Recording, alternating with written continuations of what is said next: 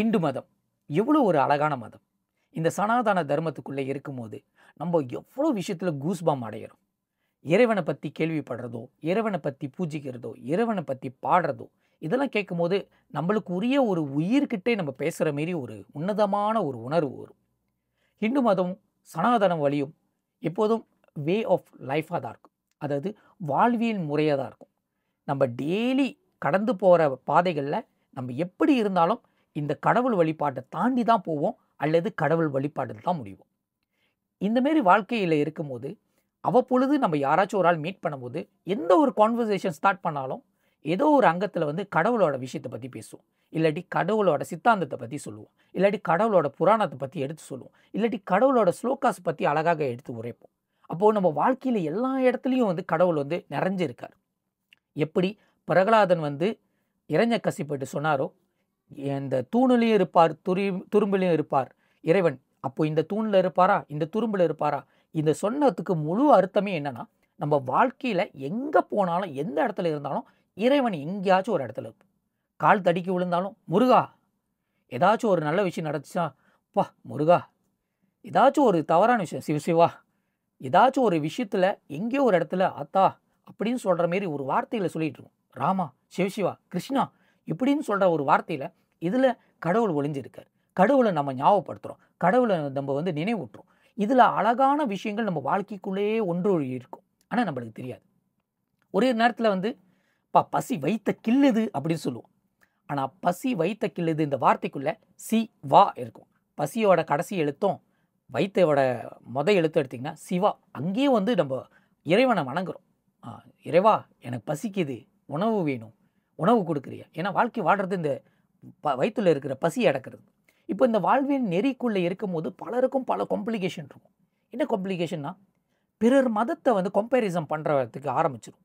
அவங்க மதத்தில் இது இருக்குது பார்த்தீங்களா, அவ்வளோ அழகாக இருக்குது, ஸ்ட்ரக்சராக இருக்குது, எந்த ஒரு பிரச்சனையும் இல்லை. ஆனால் நம்ம மதத்துக்குள்ளே வரும்போது இவ்வளோ பிரச்சனை இருக்குது. பேசும்போது கத்தி பேசுகிறானுங்க, ஆணவத்தில் பேசுகிறானுங்க, வெட்டிக்கிறாங்க, கத்துறாங்க, குத்திக்கிறாங்க, இப்படிலாம் இருக்குது. இதெல்லாம் ஒரு மதமா? இதெல்லாம் ஒரு இனமா? இதெல்லாம் ஒரு கல்ச்சர் ஷாக்காக எடுத்துக்கிட்டு இதெல்லாம் சரிப்பட்டு வராது அப்படின்னு சொல்லிட்டு கம்பேரிசன் பண்ண ஆரம்பிச்சோம். பொதுவாக இந்துவிசமுக்குள்ளே இருக்கிறவங்க இந்தியர்கள், தமிழர்கள் கம்பேரிசன் பண்ணவே மாட்டோம். ஏன் இந்த கம்பேரிசன் எடுத்துக்க மாட்டோம்னா, நம்மளோட வாழ்வின் முறை நம்மளோட வழி, அவங்களோட வாழ்வின் முறை அவங்களோட வழி. ஆனால் இந்தமாதிரி கம்பேரிசன் பண்ணும்போது நம்ம மதத்தில் இது இருக்கா இல்லையா இப்படி ஒரு பெரிய கேள்வி இருக்குல்ல. முழுப்பூர்வமாக சொன்னோமா, நம்மளுக்கு சாப்பிட்றதுலேருந்து தூங்கிறதுலேருந்து நம்மளோட வைத்த வழிக்கு பலவிதமான மந்திரங்கள் இருக்குது, பலவித சோஷ்டங்கள் இருக்குது, பலவிதமான வாக்கியங்கள் இருக்குது. இதெல்லாம் சொன்னாலே இதுக்கு உண்டான நிவர்த்தனை இருக்குது.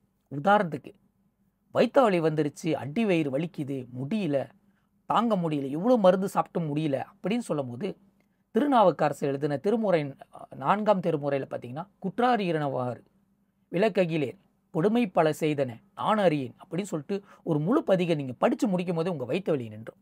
இது எனக்கும் நடந்துச்சு. சரியான ஒரு கெஸ்ட்ரிக் வழியில் அடி வயிற்றில் கையை வச்சுட்டு இறைவனை நினச்சி, சிவபெருமானே எனக்கு இருக்கிற இந்த வைத்த வலி எடுத்திருப்பா அப்படின்னு படிக்கும்போது முழு மனசோடு படிக்கும்போது அந்த வலி நின்றுச்சு. திருநீரில் இல்லாத மந்திரம் இருக்கா? இந்த திருநீர் பூசும் போது திருநீர் பூசுறதுக்கே ஒரு பாடல் இருக்குது. அப்படி இருக்கும்போது சாப்பிட்றதுக்கு கண்டிப்பாக பாடல் இருக்காதா? கண்டிப்பாக இருக்க. நம்ம கையெடுத்து கும்பிடும் போது அன்னம்பாளிக்கும் தில்லை சிற்றம்பலம் சொல்லி முடிக்கிறோம். இந்த ஒரு பாடல் இருக்குது. இப்போது பெரிய கேள்வி என்னென்னா, இதெல்லாம் எங்களுக்கு ஏன் சொல்லி கொடுக்கல அப்படின்னு பல பேர் கேட்குறாங்க. இதெல்லாம் ஏன் நீங்கள் கற்றுக்காமல் இருக்கீங்கன்னு இன்னொரு இடத்துல ஒரு கேள்வி வருது. இதெல்லாம் கரெக்டாக செஞ்சுருந்தா எல்லாருக்கும் சரி சமமாக போயிருக்குமே அப்படின்னு சொல்லப்பட்ட ஒரு கருத்து இருக்குது.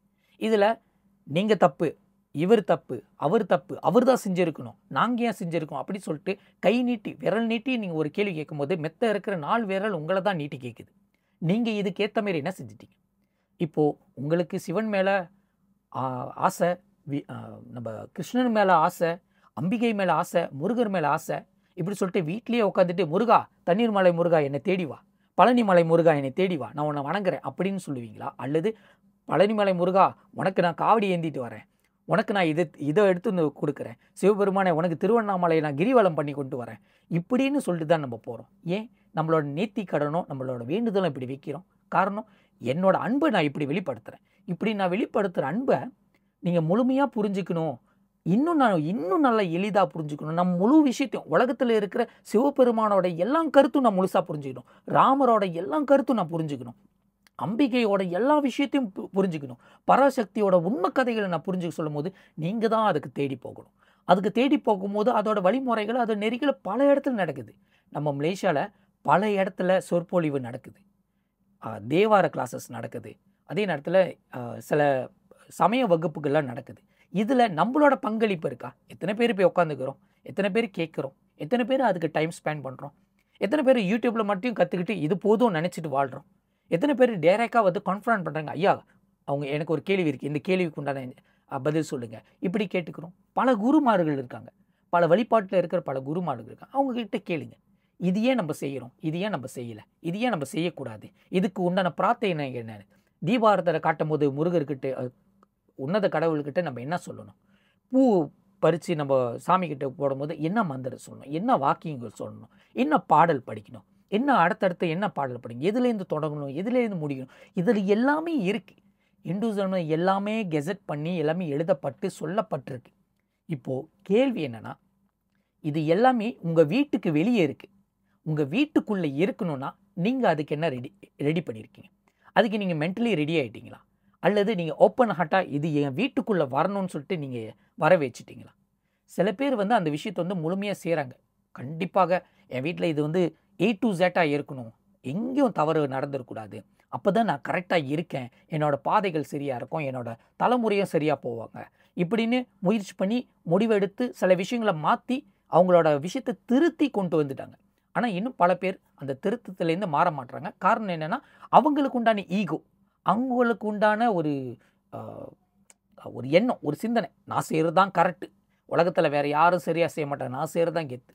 சில குருசாமியும் அப்படி தான் சொல்கிறாங்க, சில குருமார்கள் அப்படி தான் சொல்கிறாங்க, சில பூஜாரிங்களும் அப்படி தான் சொல்கிறாங்க, சில குருக்களுக்கும் அப்படி தான் சொல்கிறாங்க, நான் செய்கிறது தான் கரெக்டு அப்படின்னு.